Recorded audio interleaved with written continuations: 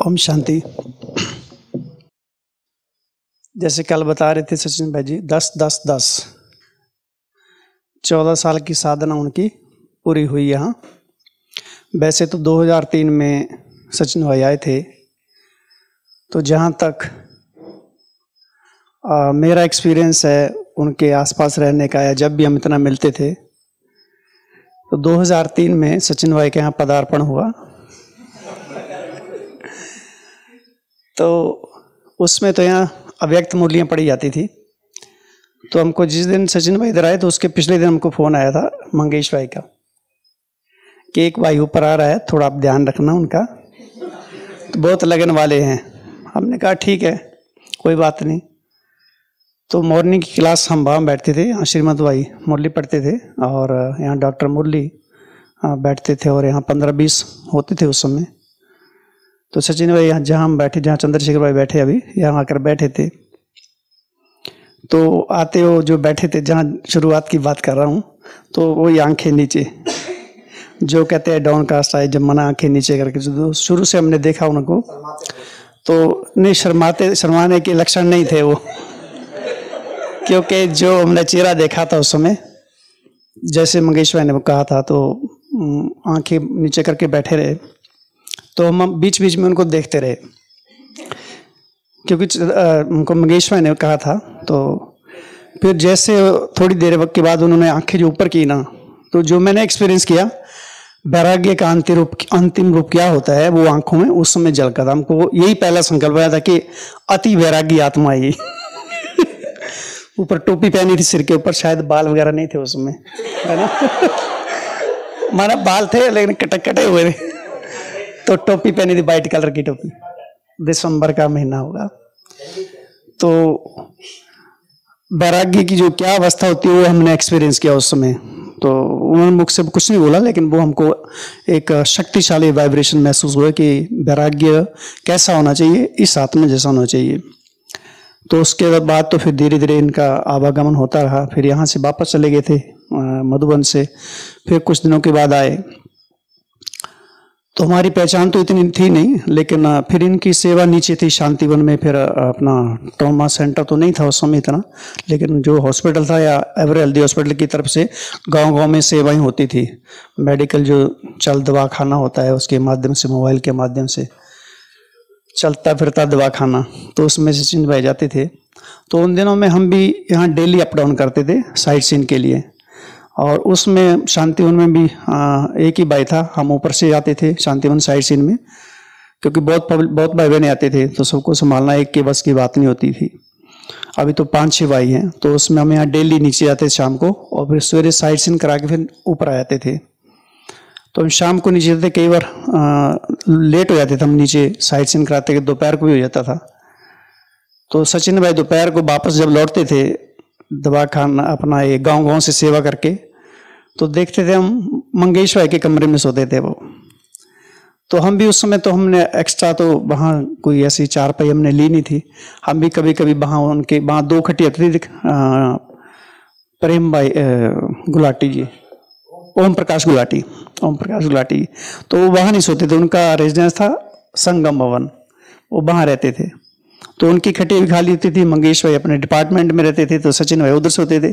तो कई बार हम भी जाते थे सोने। शायद सचिन भाई ने देखा या नहीं देखा मुझे नहीं पता, लेकिन जैसे हम कमरे रहते थे, सचिन भाई बिना पंखे के, पंखा था लेकिन चलाते नहीं थे। इतना पसीना पड़ा, मैं सोचा कैसा आदमी है, बिना पंखे के सोया, पंखा भी है और इतनी गर्मी के बीच भी कैसे सोए है। तो मैं सोचा कैसा त्याग है इनका, ये कैसे अपने शरीर को डाल के रखा हुआ है। तो कई दफ़ा हम भी वहाँ सोते थे। तो ऐसे बीच में फिर थोड़ा थोड़ा मिलना होता रहता था। उसके बाद फिर सचिन भाई ऊपर आते थे, तो ऑफिस में कई बार मिलना होता था। तो धीरे धीरे फिर उन्होंने हमारा ईमेल आईडी लिया, हमने उनका ईमेल आईडी लिया, फिर आपस में ज्ञान की चिट-चैट चलती रहती थी। तो अब हमको तो इतना पता नहीं कि ज्ञान की पराकाष्ठा, प्रकाट पंडित है, ये प्रकांड विद्वान है ज्ञान के, हमको तो इतना आइडिया था नहीं है। हम तो अपनी बुद्धि के अनुसार, क्षमता के अनुसार ज्ञान की लेन देन करते रहते थे। लेकिन हमने देखा है जी, हाँ, लेकिन जिज्ञासा वृत्ति उनकी बहुत जो प्यास थी एकदम पुरुषार्थ के प्रति, जो आज भी अब देखने को मिलती है। तो हमको उन्होंने ईमेल आईडी दिया कि जो भी आप पॉइंट वगैरह बनाते हैं तो आप हमको भेज दिया करो। तो सारे पॉइंट जैसे हम बनाते थे सारे इनको पोस्ट कर देते थे। फिर उसके बाद तो सचिन भाई दोबारा से मीरज में चले गए पढ़ाई पढ़ने के लिए। तो जब वापस लौटे तो उसके बाद मैं समझता हूँ 2 साल तक हमारी इतनी बस खाली ओम शांति होती थी, क्योंकि 2 साल तक मैं समझता हूँ मौन ही रहे होंगे वो। तो बस हेडफोन डाले हुए हैं कान में और सुन रहे हैं और किसी की तरफ देखना नहीं, कोई लेना नहीं किसी से, जैसे संसार में हमारे आगे कोई है ही नहीं, ऐसे सीधा एक तरफ निकल जाते थे सीधा ही। तो हम भी उसमें इंटरफेयर नहीं करते थे, क्योंकि कोई अपना अपना पुरुषार्थ कर रहा है तो हम भी उसी तरीके से रहते थे। तो यहाँ मुरली पढ़ते थे। फिर बीच में एक दिन हमको क्या नाम आशीष भाई ने बताया कि ग्लोबल हॉस्पिटल में सचिन भाई छोटा ग्रुप चलाते हैं तो आप उनको बुलाइएगा। हमने कहा ठीक है। तो फिर एक दिन सचिन भैया इधर बैठे थे, तो हम तो मुरली पढ़ते थे और हम तो एकदम स्पीड रीडिंग बैठे थे, स्पीड रीडिंग मेथड से मुरली पढ़ते थे, फटाफट फटाफट। बीच में थोड़ा पूछते थे सबको, ज़्यादा नहीं पूछते थे। लेकिन वो जो वाइब्रेशन थे अमृत वेले मुरली पढ़ने के, वो जो एक्सपीरियंस होता था अमृत वेले से भी शक्तिशाली होता था। जैसे आज का है बाबा के महाबा के मीठे बच्चे, तुम्हें याद कैसे करना है, बाप की याद के साथ साथ क्या करना है। आज का मीठे बच्चे क्या है,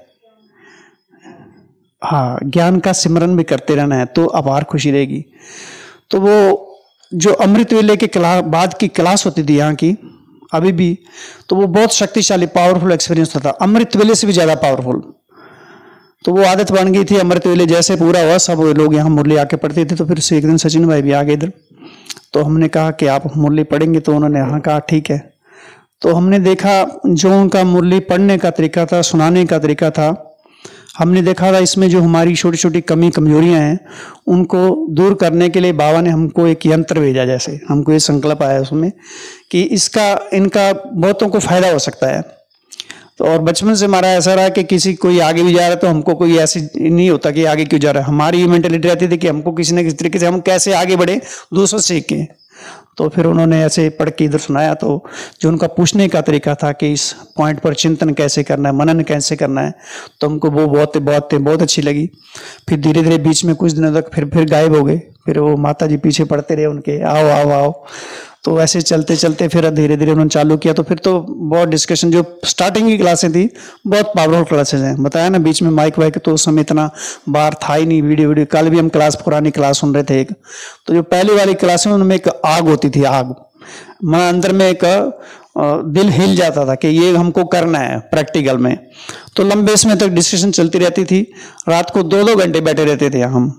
सवेरे रात जो मॉर्निंग क्लास चलती थी उसके ऊपर डिस्कशन, संडे क्लास के ऊपर डिस्कशन, फिर विशेष टॉपिक प्योरिटी के ऊपर डिस्कशन, लंबे लंबे। फिर सीरीज चालू हो गई, मनसा सेवा, कुमार, अलवेला, पवन आलस्य, जो भी स्पार्क की किताबें थी वो सब धीरे धीरे खरीद के कई सारी सीरीज चलती चलती ऐसे कारवा आगे बढ़ता गया। फिर तो धीरे धीरे फिर पहले सचिन भाई क्लास कराने के लिए इतना जल्दी तैयार नहीं होते थे वो हम, क्योंकि उनको मौन का बहुत गहरा असर था। उनको माना इनको था नहीं, इधर ही है इधर ही है अभी तो इनको बहुत गहरा असर था मौन का। तो उसमें हमको फील करते थे कि भाषा में आना उनके लिए बहुत मुश्किल होता था। तो ऐसे हम बीच बीच में बार बार उनको कुरेदते रहते अंदर से भी कुछ आप औरों को भी सुनाओ। तो फिर धीरे धीरे इन्होंने फिर क्लासेस कराना शुरू किया। फिर तो हम आज सबके सामने हैं। तो ऐसी आत्माओं के लिए हम सबके मन में अगाध प्रेम श्रद्धा के बाबा के कार्य को कैसे आगे बढ़ाना है। इतना बिजी रहते हुए भी हॉस्पिटल में हम कभी जाते थे तो देखा पेशेंट को चेक करते बीच में अगर 2 मिनट भी उनको मिल जाते थे तो पास में कागज और चिट रखा होता था, पेंसिल, उसमें देख हम पूछते थे आप इतने समय में क्या करते, तो पॉइंट लिखते थे चिंतन करने के लिए। फिर पेशेंट चेक करके जाता था, फिर टाइम मिला फिर लिखते थे। तो हमने देखा एक सेकंड कितना सफल कर रहे हैं उसको। जैसे काली बताया कि 14 साल के इतिहास में देखा तो उनको यही संकल्प है कि मैंने टाइम कितना वेस्ट कर दिया। अब इतना करने के बाद उनको ये संकल्प आ रहा है तो हमारा क्या हाल होना चाहिए। आजकल तो पानी भी नहीं मिलता है तो हमारा पुरुषार्थ के प्रति कितना प्यार होना चाहिए। इतना करने के बावजूद हमारे में कितनी कमी कमजोरियां हैं, उनसे छुड़ाने के लिए हम सबको वो पुरुषार्थ प्रयास करते रहते हैं। और सूक्ष्म रूप से हमने देखा उनकी बहुत सारी ऐसी बातें हैं जो हम संकल्प करने से पहले उनके पास पहुंच जाती है। हम बाकी नहीं जाते थे, सचिन भाई नादरा पॉइंट घूमते रहते थे। तो रास्ते में मिलते रहते थे, तो हम कई बार संडे होता था तो उनको मैसेज करते थे क्लास कराने के लिए। अभी हम मैसेज टाइप ही कर रहे हैं कि आप रात्रि क्लास कराना, और उधर से पहले आता था ठीक है ओके, मैसेज सेंड नहीं किया अभी, और पहले से आता था ओके। तो हमने कहा बहुत खतरा है, ये तो हमारे संकल्पों भी रीड कर रहे हैं। तो सचमुच वो तो हम भी अभी भी फील करते हैं कि जो हम कर रहे हैं, जो उनके सामने नहीं है, वो उनको पहले पता चल जाता था। और ये सारे साधना का बल है, वो आज सिद्धियां जो हैं वो प्रैक्टिकल में हम बच्चों को नहीं होगी तो किसकी होंगी? तो वो उन्होंने साधना भक्ति मार्ग से आरंभ जो की हुई है, उसकी प्रैक्टिकल में हम सबको अभी उसका फायदा हो रहा है, अनुभव हो रहा है। तो इस ऐसी आत्मा के प्रति हम सबका जो है दिल से आभार है, अभिनंदन है। तो उसी उपलक्ष्य में हमारे यहाँ दीपाली बहन मधुबन की तरफ से एक फ्रूट केक लाए हैं, जो बर्थडे के रूप में 14 साल पूरे हुए। अभी अगली साधना उनकी क्या चलेगी, कौन सा तूफान आएगा आगे पता चलेगा अभी। ओम शांति। ओम शांति। सुशील भाई ने इतनी बड़ी बड़ी तारीफें की।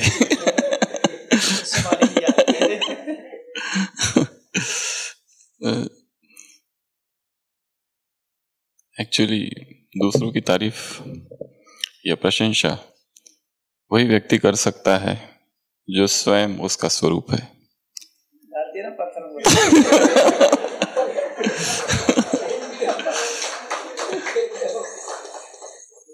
जब हमारे मन में ही उतनी निर्मलता है तो ही हमें दूसरों के गुण दिखाई दे सकते हैं। यदि हमारे मन में अहंकार का पर्दा है तो हमें दूसरों का कुछ भी दिखाई नहीं देता। तो जैसे अभी वो 2003 की बातें कर रहे थे, हमको भी याद आ रहा है जब हम एकदम नए नए आए थे तो हमें तो यहाँ का कुछ भी पता नहीं था, कुछ भी मतलब कुछ भी नहीं। हम सीधा आ गए थे, सीधा बाबा मिलन 30 नवंबर 2003 घर गए और घर से वापस आ गए। 15 दिसंबर 2003 हॉस्पिटल ज्वाइन किया। और जब आ रहे थे ऊपर, एक भाई हमारे साथ थे, नागपुर के एक समर्पित भाई है, प्रेम भाई। तो वो पूछने लगे तुम कहाँ जा रहे हो? तो हमने कहा ऊपर ग्लोबल में। तो हमारी उम्र तब 21-22 साल ऐसी कुछ थी। तो उन्होंने कहा कहाँ रहोगे? हमने सोचा, हमने अभी पूछा ही नहीं किसी से रहना कहाँ है, पर सोचा था जब फर्स्ट टाइम जब बाबा मिलन किया था, फर्स्ट एंट्री, तो जाते जाते वो शंकर मठ दिखा था। हमने सोचा वहां रह लेंगे, अगर ये लोगों ने कुछ रहने का दिया नहीं तो उस मठ में रहेंगे जरूर। तो वो भाई ने पूछा अच्छा तो तुम्हारा सामान किधर है? तो सामान तो हमारे पास था ही नहीं, बस एक पॉलीथीन थी और जिसमें कुर्ता पैजामा लिया था वो शांतिवन के सामने से। तो उन्होंने कहा ये है बस। तो फिर तो तुम वहाँ क्या करोगे मैंने कहा डॉक्टर। तो उन्होंने कहा अच्छा तो तुम्हारे जूते वगैरह नहीं है? तो मैंने कहा चप्पल है बस, और चप्पल भी टूटी हुई। तो फिर यहाँ हम आए थे ग्लोबल में, तो डॉक्टर प्रताप से मिले ज्वाइनिंग के लिए। तो उन्होंने कहा कि तुम ये नहीं चलेगा, ये कुर्ता पैजामा नहीं चलेगा, इधर तुमको शर्ट पैंट पहनना पड़ेगा। तो हमने कहा वो तो हमारे पास है नहीं। तो वो किचन के घनश्याम भाई थे, उसको बुलाया, एक डॉक्टर आए हैं, तो उसके पास कुछ भी नहीं है। पहले उसको थोड़े कपड़े दिलाओ। तो फिर कपड़े दिलाए, वो घनश्याम भाई हमको लेके गए मार्केट। तो फिर हमने ज्वाइन कर लिया। फिर हमारा पहला दिन था, तो हमको ये नहीं पता था कि ये मुरली वगैरह क्या है।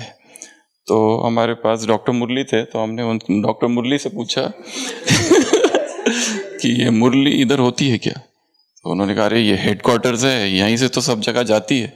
तब हमको पता चला अच्छा यहाँ से है। तो हमने पूछा आप कितने बजे जाते हो? तो उन्होंने कहा 3 बजे जाता हूँ मैं। तो उन्होंने कहा हम भी आएंगे। तो ज्ञान का दूसरा दिन ज्ञान में आने का, तो हम भी आ गए। तो आए और फिर सोफा पे बैठ गए ओम शांति भवन में, पर देखा कुछ लोग सामने बैठे हैं, डॉक्टर श्रीमंत, ये सुशील भाई और वो मुन्ना भाई, तो ये लोग सामने बैठे थे। हमने कहा उनके बाजू में जाके बैठते, तो उनके बाजू में जाके बैठ गए। और फिर सीधा दादी प्रकाशमणि आई और मुरली चालू हो गई। मीठे बच्चे, अब तक तुमने जो पढ़ा है वो भूल जाओ। तो हमको एकदम डर लगा, ये पहले तो है कौन, और फिर हमने पीछे देखा कि किसको कह रहे हैं। तो हमको लगा जैसे मुझे कह रहे हैं, क्योंकि हम पढ़ के आए थे बहुत सारी चीजें। तो फिर मुरली भी पूरी हो गई और फर्स्ट डे था हॉस्पिटल का। इसके पहले भी सुनाया है, रामनाथ भाई एडमिट हो गए P1 वार्ड में, तो उनको देखने फिर दादी जानकी आ गई। तो हम वहीं खड़े थे, हमारा फर्स्ट डे था। तो दादी जानकी ने कहा ये कौन है? प्रताप सर ने कहा ये हमारे नए डॉक्टर आए हैं। तो दादी ने ऐसे देखा, फिर ऐसे हाथ रख दिया, हमको पता नहीं था ये कौन है। तो दादी ने कहा अच्छा, ये है राज ऋषि। फिर हम हॉस्पिटल में ज्वाइन कर लिए और फिर और किसी से पूछा आप लोग कितने बजे जाते हैं? तो उन्होंने कहा कि हम लोग तो 3 बजे जाते हैं, किसी ने कहा 2:30 बजे जाते हैं, किसी ने कहा हम 2 बजे जाते हैं, किसी ने कहा 1:30 बजे जाते हैं। हमने कहा हम भी जाएंगे, करना क्या है पता नहीं। और फिर 1:30 बजे पीछे से पैदल, और फिर वो कुटिया का दरवाजा खोलते थे। संजय भाई थे, तो संजय भाई दरवाजा खोलते थे हमारे लिए, और वो इतना गहरा अनुभव होता था। हम 1.5 साल इधर रहे थे, पर कभी किसी से बात करने की इच्छा नहीं होती थी। और इतना मतलब, हाँ,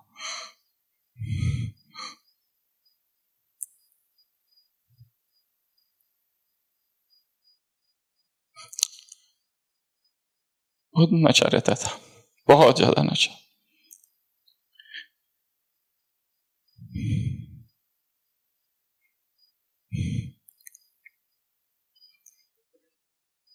और सुशील भाई मिलते थे, और भी बाकी लोग थे उस समय, वो खाली दूर से मिलते थे, तो हमको बहुत खुशी होती थी इन सबको देखकर। पर हमको ऐसा लगता था ये लोग बहुत बहुत ऊंचे लोग हैं। तो हम बात ना करने का कारण ये था कि हमको लगता था हम बहुत कैसे बात करें इनसे। मतलब ये लोग इतने समय से है यहाँ पर, और इतना हमको ये था खुशी और ये नशा मधुबन का, पर बताने से डरते थे। एक बार किसी ने पूछा भी था तुम कब से ज्ञान में हो? तो हमने कहा था युक्ति युक्त बोलना पड़ता है इधर। तो वैसे तो एक ही दिन हुआ था ज्ञान का, तो हमने कह दिया था 1 महीना। तो उसने कहा 1 महीने में मधुबन आ गए? तो हमको एकदम ही डर लग गया, ये कहीं निकाल ना दे। तो फिर हमने उसको बढ़ा दिया, 6 महीना कर दिया। फिर किसी ने पूछा तुम कब से हो इधर? तो हमने कहा 6 महीने से। तो बोले 6 महीने में मधुबन भी पहुंच गए? तो वापरे हमको तो और डर लगा। तो हमने फिर अगली बार 1 साल कर दिया। तो कब से हो? तो हमने कहा 1 साल से। अच्छा अच्छा, 1 साल से। कौन सा सेंटर? वो भी एक प्रश्न था, कोई सेंटर था ही नहीं, सीधा यहीं पहुंच गए थे। तो वो 1.5 साल जो था वो बहुत बहुत मतलब इतना भयंकर नशा था कि क्या करूं और क्या नहीं। मतलब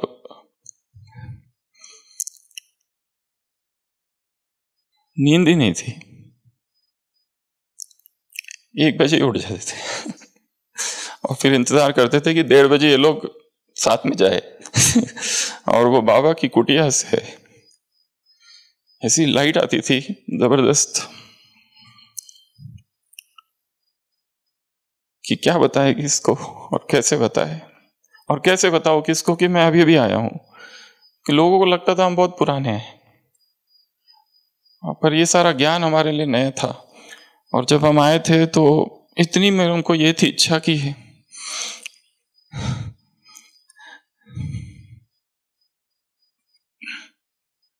अव्यक्त मूल्यों को अध्ययन करें। तो हमारे पास पैसे नहीं थे,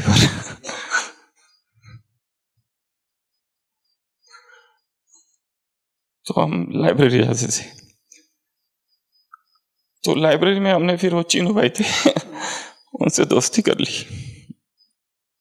पर हमको ऐसी बुक चाहिए थी जो हमारी हो, क्योंकि उसमें अंडरलाइन किए तो अगली बार लोगों ने डरा दिया तुमने लाइब्रेरी की किताब में अंडरलाइन क्यों की।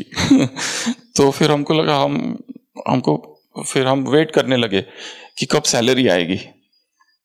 तो हमको फिर फर्स्ट सैलरी मिली 6,000 5,000 ऐसे कुछ थी उस समय।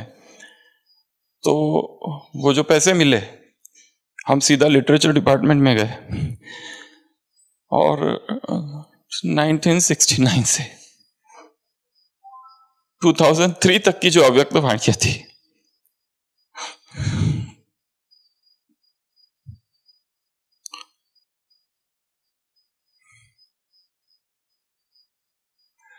वो सारी की सारी खरीद ली और फिर वो सारी ली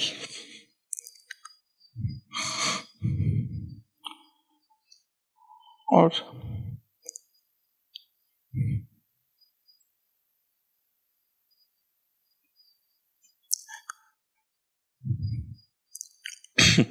सबसे बड़ा दुख ये था कि हमको बहुत लेट हो गया है, क्योंकि ये सब लोग बहुत आगे चले गए और हमारी मतलब जो परिचय मिला या भगवान मिले बहुत लेट मिले। तो हमको याद है हम बाहर ट्रांसपोर्ट में खड़े थे, वो पूरी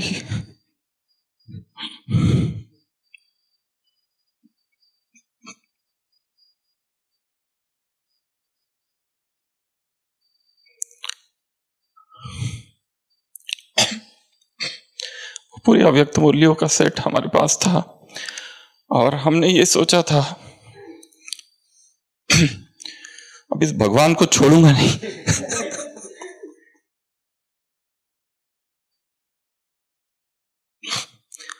और फिर वो बस आई, बस में बैठ के कमरे में गए और कमरे में गए वो सारी अव्यक्त मूल्य खोली और रखी और फिर हमको लगा कि ये जो भाषा है, ये हिंदी है, ये हमको नहीं समझ आती है। कोई मिले जो हमको ये समझाए, कोई मिले जो ये बताए ये क्या है, कौन समझाएगा हमको। तो जैसे बताया सुशील भाई ने, यहाँ सुबह क्लास होती थी, हम यहाँ आके बैठते थे, चुपचाप बैठते थे और चले जाते थे। बात करने की इच्छा नहीं होती थी हमसे, क्योंकि ऐसा लगता था कि हम क्या बात करें, क्योंकि हमको तो कुछ भी नहीं आता है।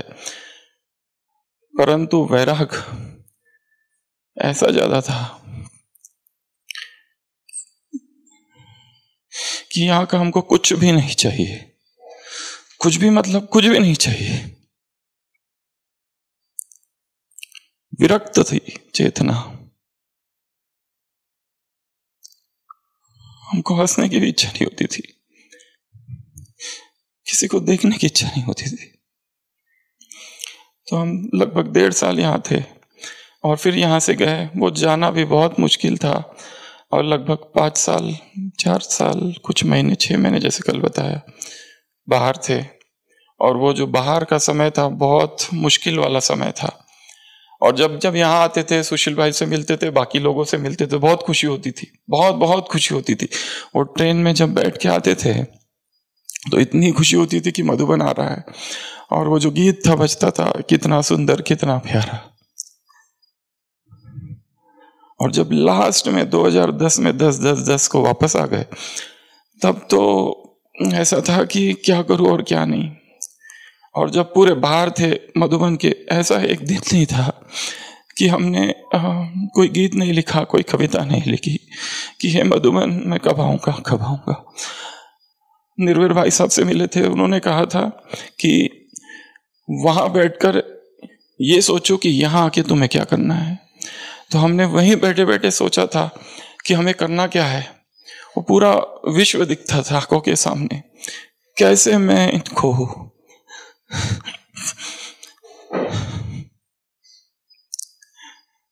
वो दूध जो मैंने पाया है।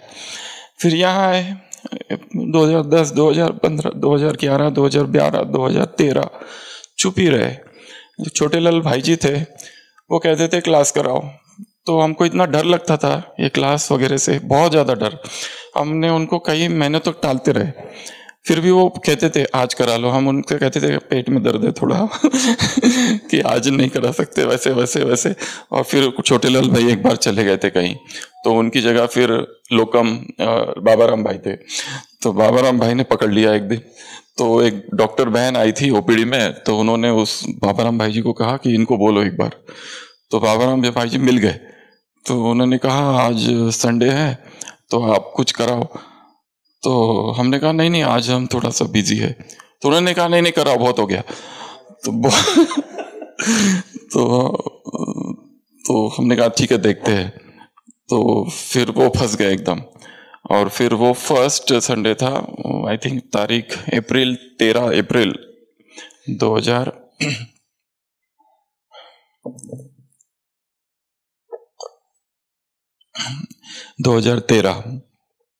तो तो भी इतना, तो हमने कहा अब करना क्या है, क्योंकि कभी बोला नहीं था। तो फिर हम बाबा के कमरे में बैठे और फिर बाबा से कहा अब क्या करूं मैं, कौन सा बहाना बनाऊं क्योंकि पेट दर्द सब हो गए, इनका भी कौन सा नया बनाऊं, और वो टाइम हो गया ऑलरेडी 5, क्योंकि 5 बजे अभी से बोल दूंगा ताकि वो दूसरों को बोल सके, ताकि मैं छूट जाऊं। तो फिर जैसे उस बाबा के कमरे में इतना पावरफुल जैसे ये हुआ, और उस बीच में एक बार ऐसा हुआ था कि मोहिनी बहन मुंबई में थी, तो उनको लेकर हम आ गए थे 2010 में एम्बुलेंस से और फ्लाइट से। तो बाबा ने बीच में बुलाकर कहा था कि डबल डॉक्टर हो तो डबल सेवा करनी है। तो वो भी ऐसा लगा कि जैसे, और भी बाबा ने कुछ, एक बार दादी जानकी से मिले थे 2011 में, माइक हट गया था और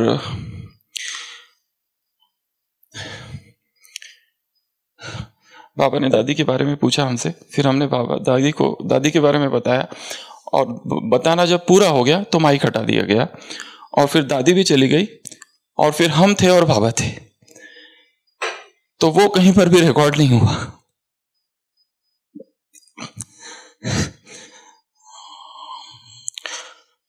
और ये बात शायद हमने आज तक कभी बताई नहीं, ये कहीं पर भी नहीं है।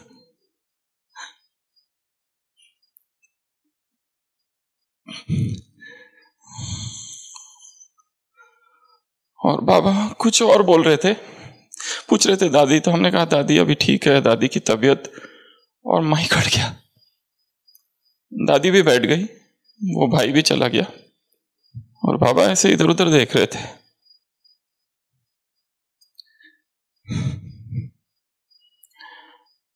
और एक छोटा सा वाक्य था,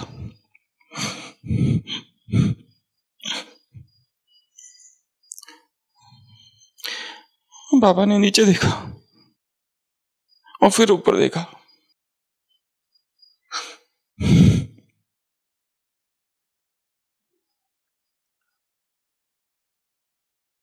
और कहा बस ब्राह्मणों को जगाओ।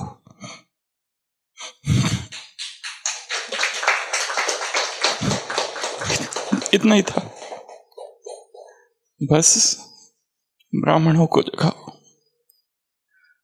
और वो कह दिया, और हम एकदम से, और फिर वो भाई आ गए, सब आ गए एकदम, और इतनी भीड़ हो गई वहां पर, और हट गया, फिर मना हम भी दूर हो गए। तो हम जब बैठे इधर बाबा के कमरे में, तो ऐसा हुआ कि हम क्या करें।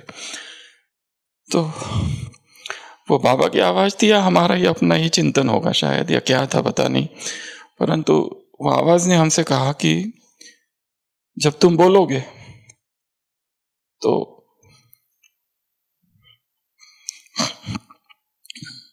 मेरी आवाज तुम्हारी आवाज के साथ जुड़ जाएगी, इसलिए घबराओ मत। और तब से ये एक सिलसिला चालू हुआ। फिर छोटेलाल भाई जी आ गए, और मुझे छोटेलाल भाई की एक बात इतनी विशेष लगती है, उनके हमने अनुभव पढ़े हैं, बुक्स में पढ़े हैं, मम्मा के साथ के, वो इतने सीनियर है हमसे, पर हमको लगता है इतने बड़े व्यक्ति हमसे कहते हैं, जबकि क्लास कराओ तो हमको ऐसे अंदर से होने लगता है कि मतलब ये क्या है, ये कैसा है, मतलब ये, मतलब हम उनसे इतना चुप रह के दूर से उनसे सीखते हैं। वो जब भी हमसे कहते हैं, हम केवल एक शब्द में कहते हैं जी भाई जी, पर अंदर से ऐसा लगता है कि इतना बड़ा व्यक्ति हमसे ये कह रहा है, हम कैसे रिस्पॉन्ड करें, कुछ बोलते ही नहीं आता है, सिर्फ हाँ कह देते बस और चुप हो जाते।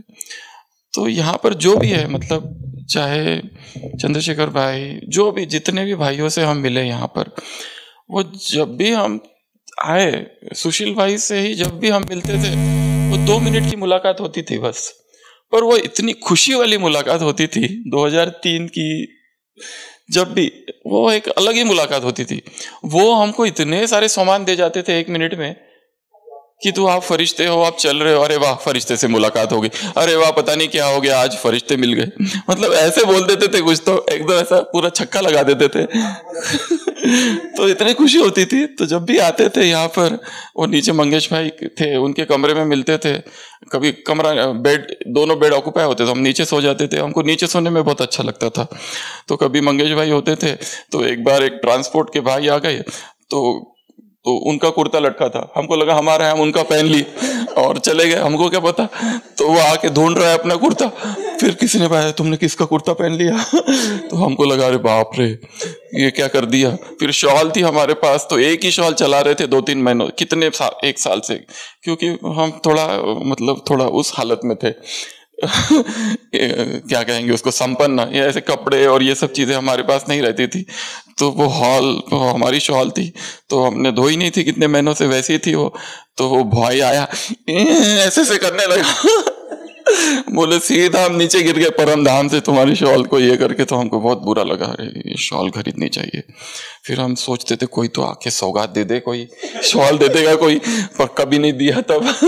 फिर थोड़े से फिर हम वापस गए, और फिर उधर संघर्षमय जीवन रहा पूरा। हर चीज में संघर्ष था, हर चीज में संघर्ष, छोटी छोटी बातों में संघर्ष, वो कपड़े धोना और वो सब कुछ, मतलब लोगों के साथ रहना। तो वो एक बहुत ही, पर एक ही लगन थी, इतनी प्यास थी, ऐसी प्यास थी कि क्या करूं और क्या नहीं। जब यहाँ आऊं तो मुझे कुछ तो यहाँ मैं लेके आऊंगा, मतलब एक जैसे तूफान हूं ऐसा लगता था। और यहाँ से जब गया तो मैं नहीं जा रहा हूं। जब यहाँ से गए थे, मधुबन से बाहर जब जा रहे थे, ट्रेन में बैठे थे, तो ऐसा लग रहा था कि मैं यज्ञ हूं, जो मेरी सेवा करेगा वो मेरी सेवा नहीं करेगा, वो यज्ञ की सेवा करेगा। जो मेरे मार्ग में अति विघ्न बनेगा वो मेरे मार्ग का विघ्न नहीं होगा, वो यज्ञ का विघ्न होगा। तो उसी संकल्प से गए कि मैं यज्ञ हूं। और जब आए वापस तो ऐसे आए थे कि मैं तूफान हूं, ऐसे बम हूं, जैसे गिरूंगा। और वो गिरने को बहुत टाइम लगा पर गिरूंगा जरूर। पर ऐसे विचार, ऐसे संकल्प, ऐसी किसी को भी नहीं छोड़ूंगा। जो प्यार मेरे अंदर है, जब तक इस संसार की एक एक आत्मा में ऐसा जटा नहीं गाड़ दूंगा, रुकूंगा नहीं। तो ये सारे संकल्प थे, ये आज का अचानक का पाठ हो गया। ओम शांति।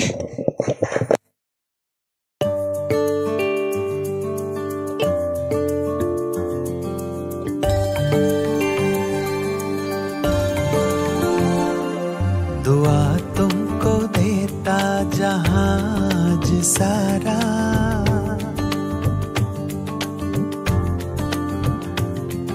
दुआ तुमको देता जहाज सारा।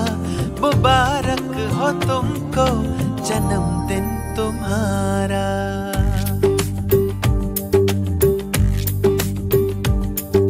दुआ तुमको देता जहाज सारा, मुबारक हो तुमको जन्मदिन तुम्हारा।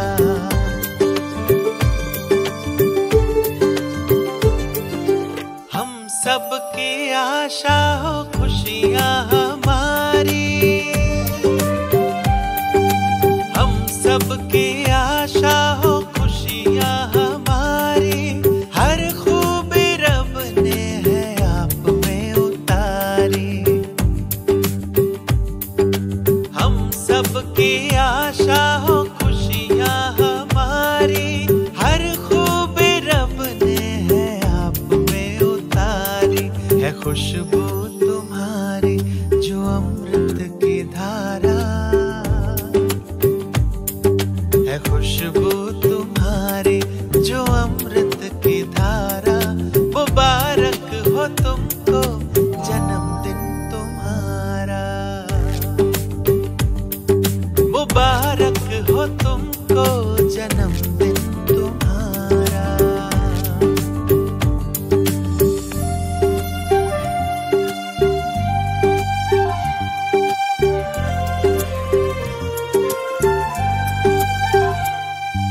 सलामत रहो तुम है रब से गुजारिश,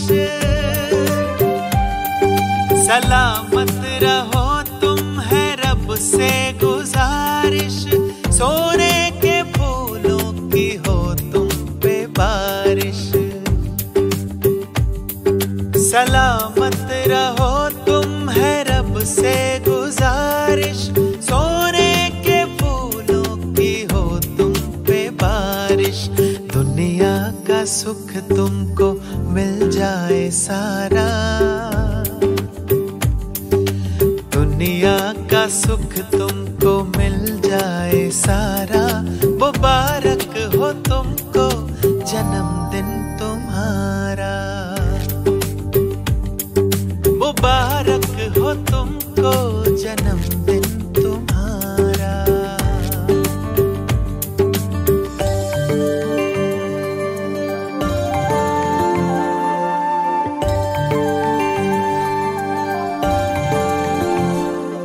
बसंत का तुम्हारी हो हर एक नजारा,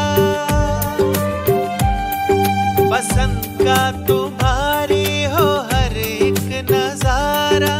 रुतबा हो ऊंचा जहां में तुम्हारा, बसंत का तुम्हारी हो हर एक नजारा।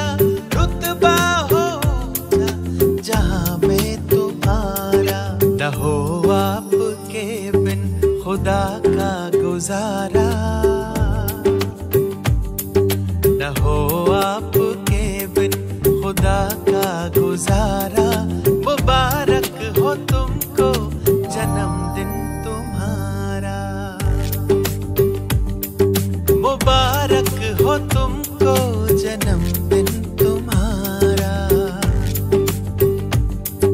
दुआ तुमको देता जहाज सारा, मुबारक हो तुमको जन्मदिन तुम्हारा, मुबारक हो तुमको जन्मदिन तुम्हारा, मुबारक हो तुमको जन्मदिन तुम्हारा। हम सब की आशा हो खुशियाँ हमारी, हम सब की आशा हो खुशियाँ हमारी। हर खूबी रब ने है आप में उतारी, हम सब की आशा हो खुशियाँ हमारी। हर खूबी रब ने है आप में उतारी। है खुशबू तुम्हारी जो अमृत की धारा, है खुशबू तुम्हारी जो अमृत की धारा। मुबारक हो तुमको जन्मदिन तुम्हारा, मुबारक हो तुमको जन्मदिन तुम्हारा।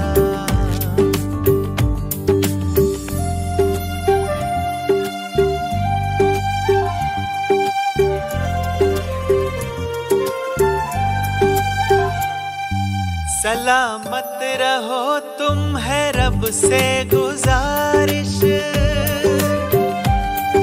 सलामत रहो तुम है रब से गुजारिश। सोने के फूलों की हो तुम पे बारिश, सलामत रहो तुम है रब से गुजारिश। सोने के फूलों की हो तुम पे बारिश। दुनिया का सुख तुमको मिल जाए सारा,